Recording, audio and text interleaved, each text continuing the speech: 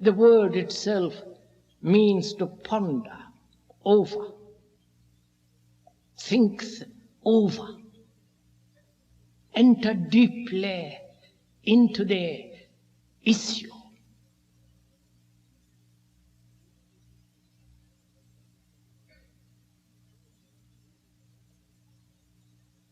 So, meditation then is not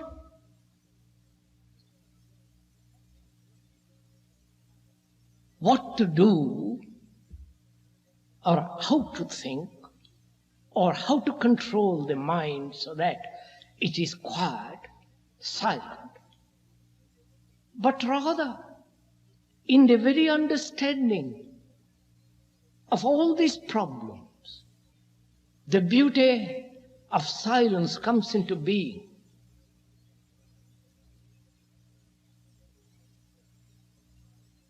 For without beauty in life, not the beauty in those mountains, in those trees, in the light on the water or in the bird on the wing, but the beauty in living. To come upon that in daily life, whether it is in the office or at home, or when you're walking by yourself, communing with nature and with the world. If there is no beauty,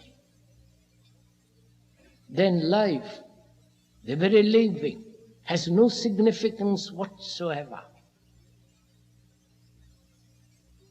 So, if you will, we will together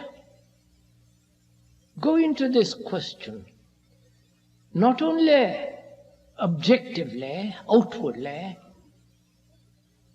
and also inwardly.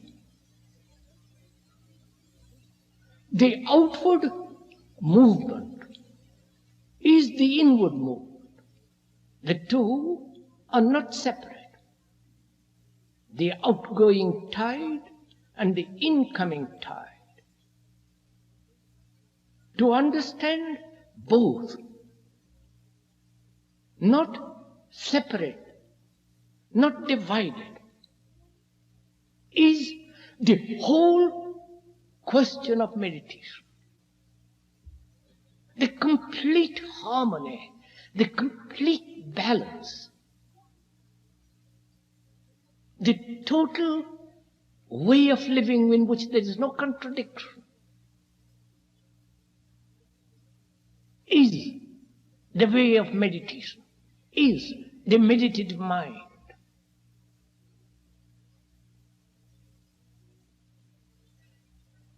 In meditation, there is involved many things. First, the whole concept of concentration. I hope you're interested in this. If you're not, tant pis, I can't help it. Because it's one of the most essential things. If a mind doesn't know how to meditate, if you do not know how to live, and you consider living is just going to the office, having a car, leading a superficial life, spending an evening drinking cocktails, or going to a cinema, or being entertained, if that is all life, then your life is very shallow, empty, dull. And unfortunately, modern civilization, especially in this country, is becoming more and more standardized, superficial. You may have all the things of the world, good health,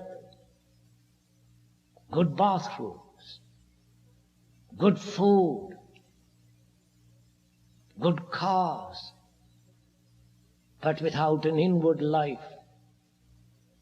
Not the second-hand inward life of another, but the inward